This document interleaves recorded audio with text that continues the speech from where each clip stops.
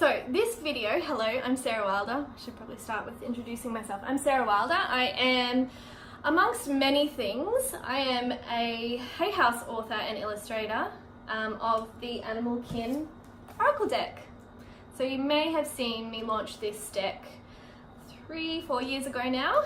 I self-published it, and recently it was picked up by Hay House, and I was their first Australian Oracle deck creator that they've ever published. So I'm honoured to wear that title with pride, and I feel like I can now come from a place of deep understanding of this particular industry, of this particular creation of a product like this, coming from being somebody who developed every aspect of the deck. So I painted everything, I wrote everything, I had some help obviously in the editing and design process, like finalizing the finished product, but in essence it is my creation.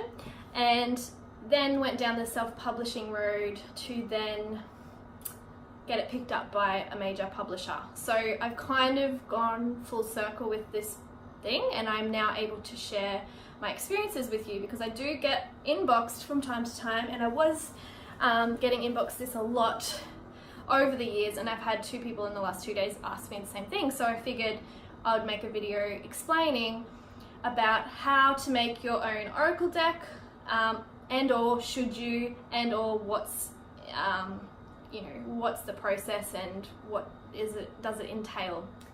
So let me start.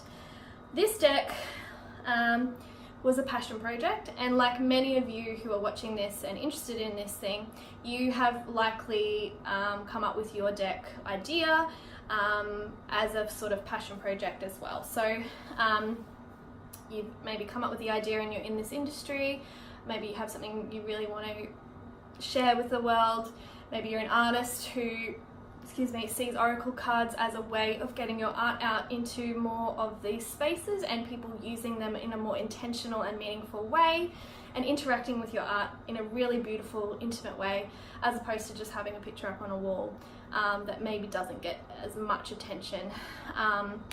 And so oracle cards are obviously a beautiful way to to have interactive art in your life, and then also that the healing aspect of it.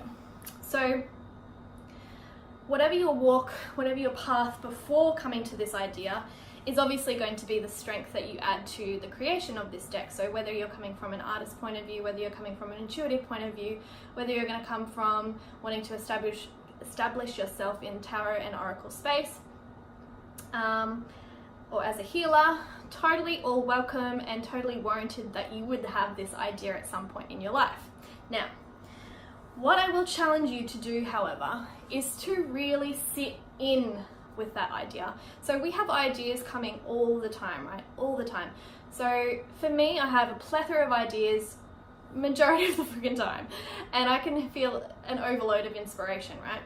And at the time, this deck called me so hard. When it came to me, it had already begun its process without me even consciously knowing it. I had started painting these animals not knowing that I was making an oracle deck. I just started doing them.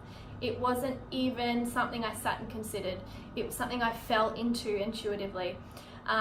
So it wasn't until I got to maybe like the 10th animal that I painted that I was like, hang on a minute. I love oracle and tarot.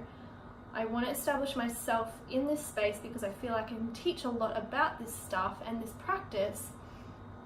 I'm also rediscovering my artistic talents, and I also have a voice and a clear point of difference to offer the world in this space. And I have a vision, a very, very clear vision of how this is a different offering to what already exists. So that's your first question. Is it original? Is there a hole in the marketplace? Is there a need for this deck? Is there a unique spin on something that you can do? I mean, obviously ideas come and go, and everyone has very similar ideas, and yes, you can say there's many other animal orientated oracle decks. Totally respect all of them, and I believe they do and should all exist. However, mine at the time felt like there was not anything quite coming from that that particular voice, or that particular angle, or that particular brand perspective. And so again, as just someone who's exploring nature and the natural world, I came in at a really curious kind of kid-like way, whereas there's some people that come from a more shamanic teaching kind of way. And yes, I believe I probably was shamanic in nature in many of my lineages in past lives. However, I still don't consider myself a shaman, because I believe that there's a very particular process to go through in order to get that title, and it's not something that should be thrown around. So in respect for a lot of traditions and a lot of indigenous cultures and things, I don't come from that angle, but I still felt called enough and was experiencing enough in my own world that this had to still be birthed. So I started the deck, and it took me almost 20 months to complete, and this was because I had a business that I was running. I was raising a baby, I had a life going on, and it was a passion project, so it was something I chipped away at on the side. And obviously towards the end of it, when I had a deadline for its launch, the process became accelerated, and I kind of could churn out more productively towards the end of the production process of this. But in essence, I maybe painted an animal once or twice a week, and that's just the slow progression I took in building this thing. So what you have to consider is the time frame in which it's going to take to create, and time for money exchange. So if you consider that it's taken me 2 years to even have the product available for sale, and let's say it probably took me, I haven't actually done the numbers on how many hours it took me to create it, but it was a lot of hours. So if you then work out your hourly rate and say it's going to cost you, and if you are paying somebody to produce the artwork for you, you also have to consider they may be going to charge you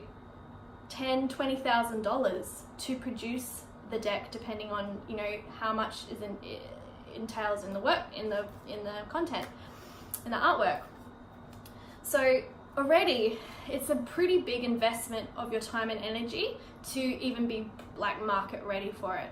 So what I did, and I'm so thankful that I had the foresight to do this, is that even though I had a platform already, I didn't just launch it. I actually listened to my audience, and I asked them what do they want, and I asked them what did they want in terms of testing the waters and the marketplace, in launching a Kickstarter campaign to launch this deck. So if you create some kind of platform around launching your product, you can gauge interest, you can gauge how many sales or how many decks you have to produce initially, and all of that cost is covered for you. So you can collect money that is investing in you producing this product. I would never recommend you just going, yep, I've got this idea, I want to do this thing, spend hundreds of hours putting it together, and then not telling anyone about it and just going, right, here world, here's my thing. Not even knowing if anyone actually wants it or will buy it. If like 2 or 3 people say, yeah, I'd love that, but they're, that's the life of an artist. Everyone's going to say they're going to buy something from you, but literally like 1% of people do. So you have to also consider that for 10 people that are telling you that they'll buy that deck, only 1 of them will buy it. So it's numbers. It's all about the numbers. So in a Kickstarter campaign, you really have momentum to put it together in a package and present it with a video, with beautiful content. You can showcase the deck, and it's minimal expense for you, even though you've invested your time and energy, and maybe you've only made 5 of the cards so far. And that then allows you to test the waters, launch a campaign, put it out there, smash it. It's like a launch, a big launch, so it might take a month or something for that launch process to go through, and on the other side of that launch you'll know whether it was a successful campaign or not, that you got fully funded or not, but also gauging the interest and the kind of vibe around it. So it either wasn't quite ripened yet and you have to go back to the drawing board and either recreate it, or just scrap it and sit on it for 6 months or a year and then come back to it and see if you still feel really like the urge to make it. If you do really well, then you straight away you have the money in the bank to support the payment that's going to be so much money and to initially produce the deck. And all your time and energy is rewarded straight away. It's not a huge outlay of investment for something that you're not necessarily sure that it's going to sell. So you already have the sales that you can fulfill, and then obviously it's going through that process. So I highly recommend, if you're someone who's wanting to self-publish a deck and you see it going out to the masses and you want it to become a more mainstream product, then it is worth your while going down the Kickstarter avenue, Kickstarter or something like it. I have many friends and peers in the industry who are very similar to me who did the same thing and have had very successful campaigns.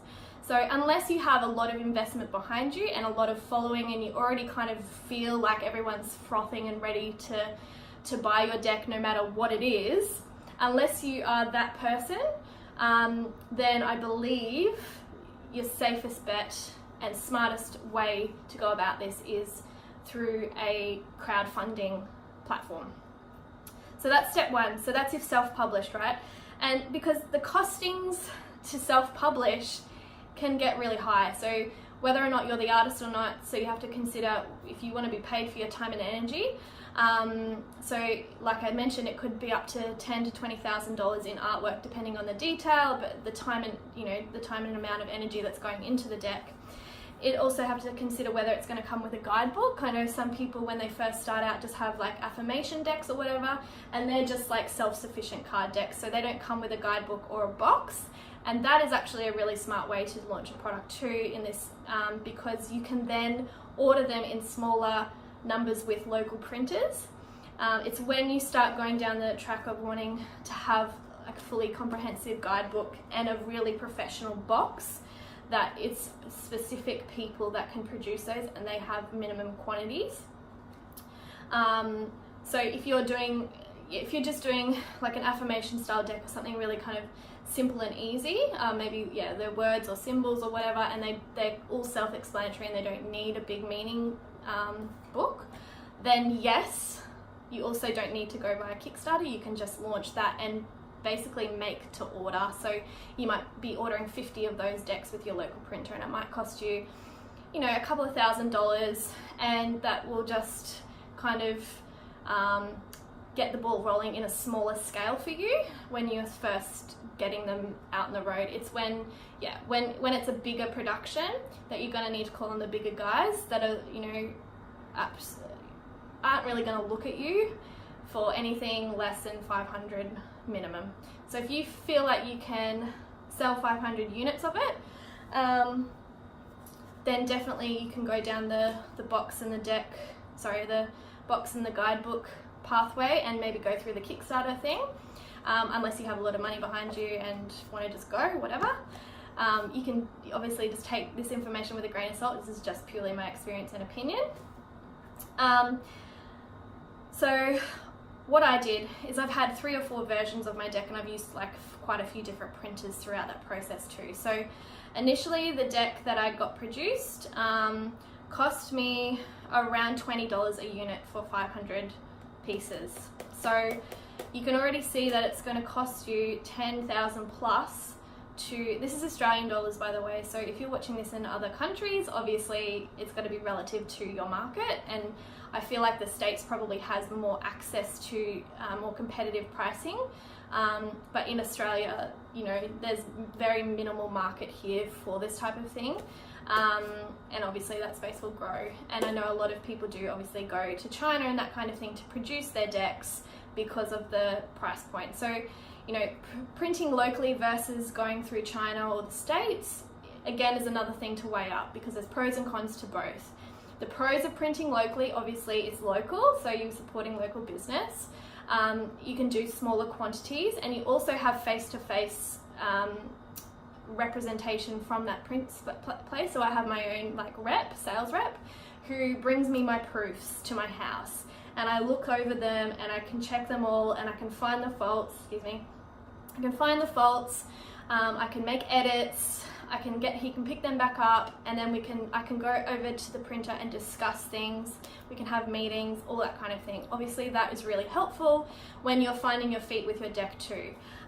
It's when you hand your power over to the likes of China and you just send them the files or whatever, and they've asked for a significant amount of money up front, and it's going to take 60-90 days to produce, and then you get your first shipment and there's a printing fault, or the cards are a bit wonky in their cutting or something, which has happened to friends of mine, and there've been significant amount of faults. That's when shit can hit the fan and it can become a really costly process for you. So you really do have to weigh in on what your circumstances are. There's no one size fits all at all in this industry. So yeah, consider all your options there, all the variables, so quantity, how many cards there are, what size there are, and some prints, for example, my printer that I was working with up until recently for this project, they had a card deck that was basically already,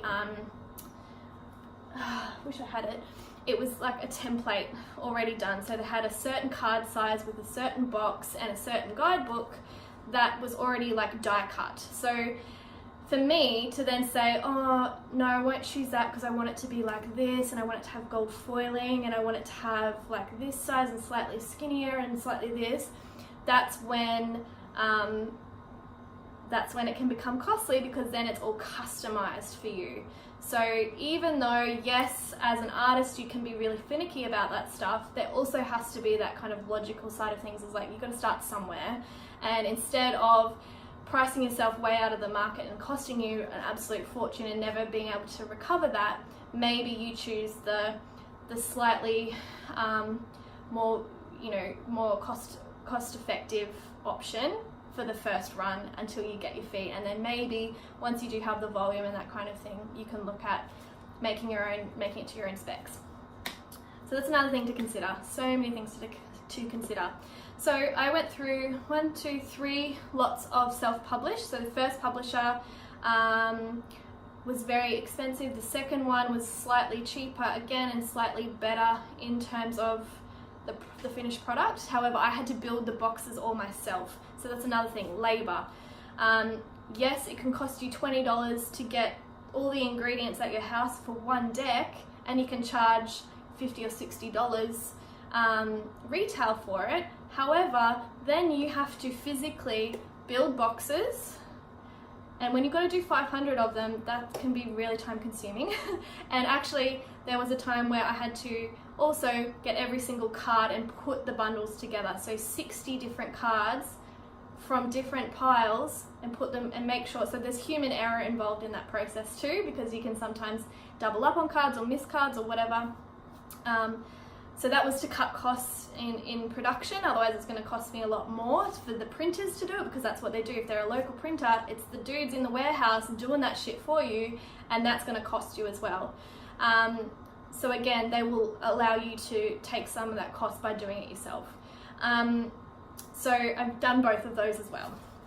And for me, I just really feel like I had a lot of success with the self-published, but I became quite over it, to be honest.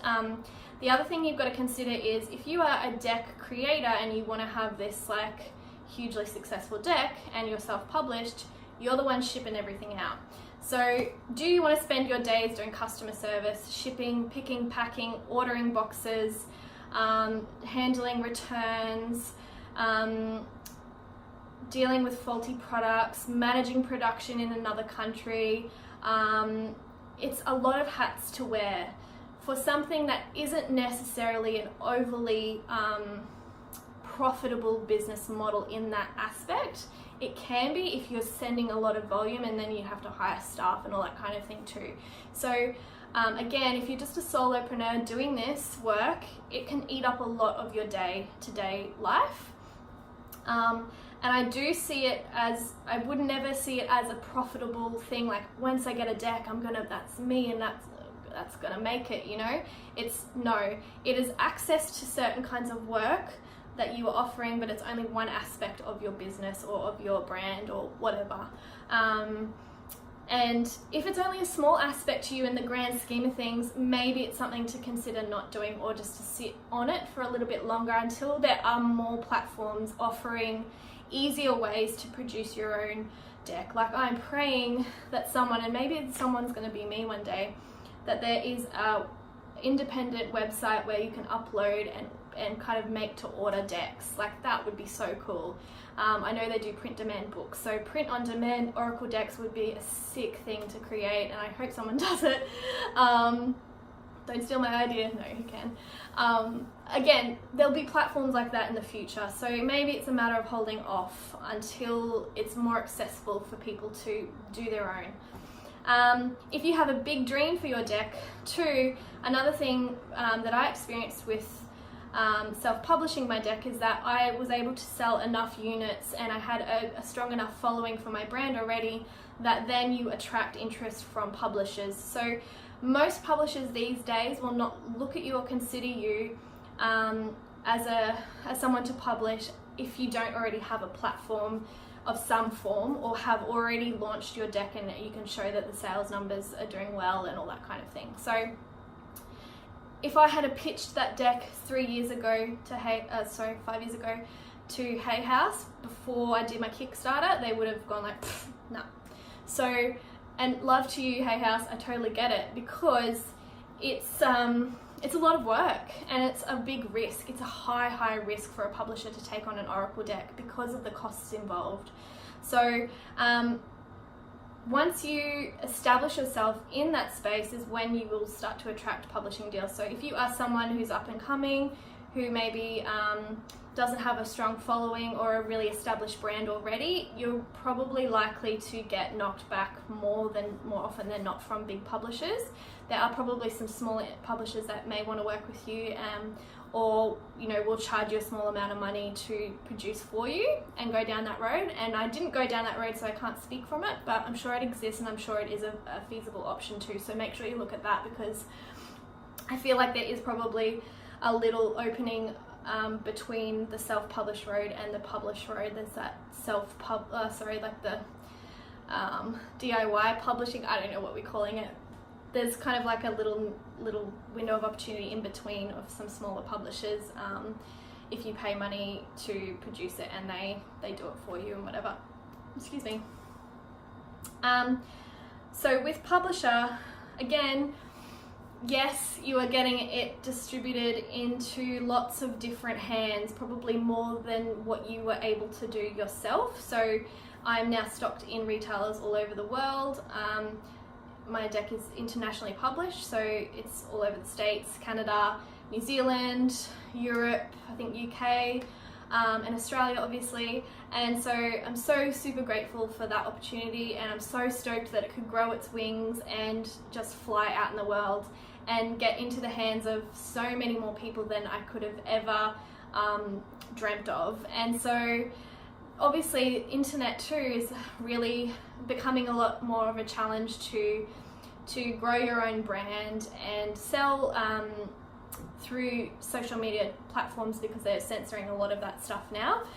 So back in the day it was a lot easier for me to sell for myself then, but they have made it a lot harder, unfortunately, unless you pay for a lot of advertising. So again, you've got to have advertising budget in order to do it yourself as well.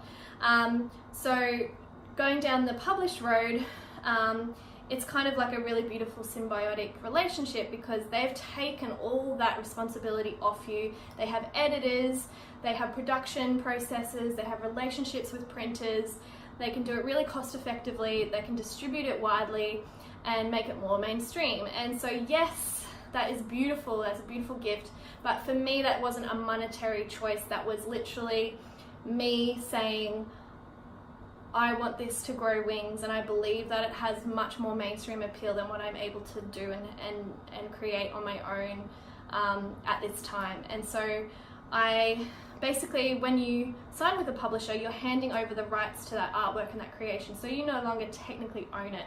So Hay House own that deck from me now, so I can't reproduce it and go and do other things with that content, because it's not no longer mine, which is another thing you need to consider too, is when you work with a publisher, it's technically not your personal property anymore. It's not your IP, it's theirs. And you know, there are ways of getting out of publishing deals and that kind of thing too, but we're not going down that road, because I'm totally all for it. I totally am so loving it having its own wings without me doing literally anything with it now. Like, it's just a joy for me to sit back and just receive the love and the posts about people finding it in different bookshops. Like, that so lights me up. But because I had such an intimate relationship with the production and the growth and the sales of that deck initially, I feel like I really was fulfilled, and I fulfilled the need of that deck initially, and now this is just the cherry on the top. So so moving forward in the future, I'll probably still make a combination. I'll probably still go down the published deck road, purely for the simplicity of the process, and now I have the relationship with my publisher, and it frees up my time and energy to be working on more ideas, as opposed to being in the day-to-day running of and sales of that deck, which is not my strength, and I don't want to sit in that place. So again, you have to consider that, whether you have the time and energy to dedicate to really giving that a go, if that is something you want to do. So anyway, this is a really long conversation, but a really important one, and just know that there's no easy way and there's no strict formula on this, but you do need to consider all the variables, and I'll just do a really quick recap on that. Quantity: how many do you believe you could sell? How many people would froth this idea? Do some market research, quiz all your friends, do posts on Instagram, make a couple of teaser images, like create a couple of cards and flash them around and see if people are really loving it or not. Dip your toe in with a Kickstarter and maybe only put half of your energy into creating half of the deck, and then the rest will fund your time and energy on that deck and production of that deck. So factor all of that into the goal of money you want to raise. So I think we raised over $30,000, which was freaking amazing, but that was for a deck and a jewelry collection at the same time. But it was like an expansion project for my business. But I think at least $15,000 of that went purely to printing the deck. So it's big money, and it's a big thing to consider. And I know there's so many people who are like, oh yeah, I'm going to create a deck. And yeah, egoically, that's a beautiful thing. And yes, I'm not one to shoot down anybody's dreams, but I am a realistic person, and I have gone through this process for years now, and I know many, many, many people that have gone through this process, and it's still a pile, you know, it's still a challenge. There's still some really shit times involved in the production of this product, and you really have to back it 1,000%, and you really truly have to believe it's going to benefit the world and benefit you in order to actually turn that idea into an actual physical thing that needs to exist. So yeah, factor in your time and energy, do a whole costing sheet of how much it would cost to make the art, how many hours it would take, make a couple of cards to gauge that yourself, get quotes from local printers, get quotes from international printers. Google has all your answers. You can Google Oracle Card, there's Oracle Card websites, I think there's one in the States and different ones in China, factories in China that you can hit up. And get all your numbers done, sort it all out, look at it all, and then based on that information, if it feels heavy, please don't do it. Please sit with it. However, if it feels like, fuck yeah, I can do this feels really good, I'm super pumped, I can afford it, I can feel the energy building, I can feel there's such a need for this product, then totally do it. But do it smart, do it with the Kickstarter, do it with funding that's not going to make you bankrupt, and also know that it's a slow burn product, so your profits are going to trickle in over years perhaps, as opposed to like being an overnight cash money situation. Okay, so anyway, that's what I wanted to share, and I hope that was helpful. And if you have any more questions, please don't hesitate to ever ask me, because I am here to help.